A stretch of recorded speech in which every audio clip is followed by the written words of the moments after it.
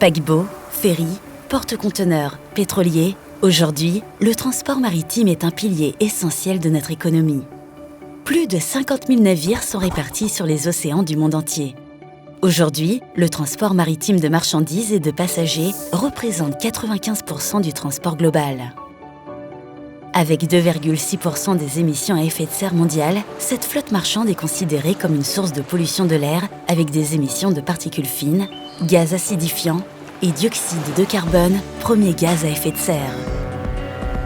Le contrôle de cette pollution sur les villes portuaires comme Toulon est aujourd'hui une question de santé publique. La qualité de l'air est l'affaire de tous, y compris du secteur maritime dont chacun des acteurs s'est aujourd'hui emparé. Pour ces raisons, l'Organisation maritime internationale a décidé d'imposer une teneur en soufre des carburants marins ne dépassant pas 0,5% depuis le 1er janvier 2020 contre 3,5% encore autorisés en 2019. La métropole Toulon-Provence-Méditerranée et les ports de la rade de Toulon n'ont pas attendu pour d'ores et déjà fixer cette limite à 0,1% pour toutes les escales. Avec cet engagement, nous avons pour objectif d'améliorer la qualité de vie de nos concitoyens et faire un pas de plus vers la transition énergétique.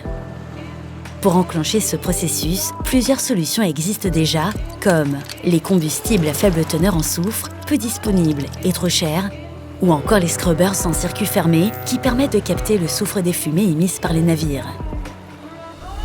Afin de relever pleinement les défis de cette transition énergétique, la CCI du Var s'investit dans plusieurs projets d'avenir, dont certains aux côtés de partenaires méditerranéens. La mise en place d'une filière GNL, gaz naturel liquéfié, grâce au programme Interreg Maritimo, avec 4 projets qui permettent d'étudier les aspects réglementaires, techniques et économiques de ce carburant. Le GNL présente de nombreux avantages non négligeables. Disponibilité immédiate, réduction des émissions et du bruit des navires, augmentation de l'autonomie. Son coût ? Modifier les moteurs des navires existants et développer les infrastructures portuaires associées. Le GNL apparaît aujourd'hui comme étant une solution incontournable pour le secteur maritime. Le développement d'une filière H2.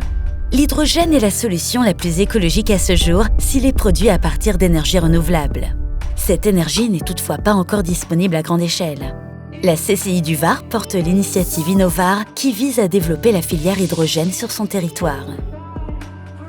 Et enfin, l'électrification des quais avec le projet Senac porté par la métropole toulonnaise. L'objectif est de proposer un système d'alimentation des navires à quai par le réseau électrique de la ville, d'une part, mais également grâce à de l'électricité produite à partir d'énergies renouvelables comme le photovoltaïque et l'hydrogène. Avec ces projets de territoire, la CCI du Var et ses partenaires mettent tout en œuvre pour diminuer les nuisances générées par l'activité maritime et portuaire et constituent un lien opérationnel entre la volonté de l'Europe, l'ambition du territoire et la satisfaction des citoyens. La mixité énergétique constitue une solution d'avenir qui répond aux différents besoins d'attractivité, d'innovation et de performance pour les ports de Méditerranée. Interreg Maritimo, la coopération au cœur de la Méditerranée.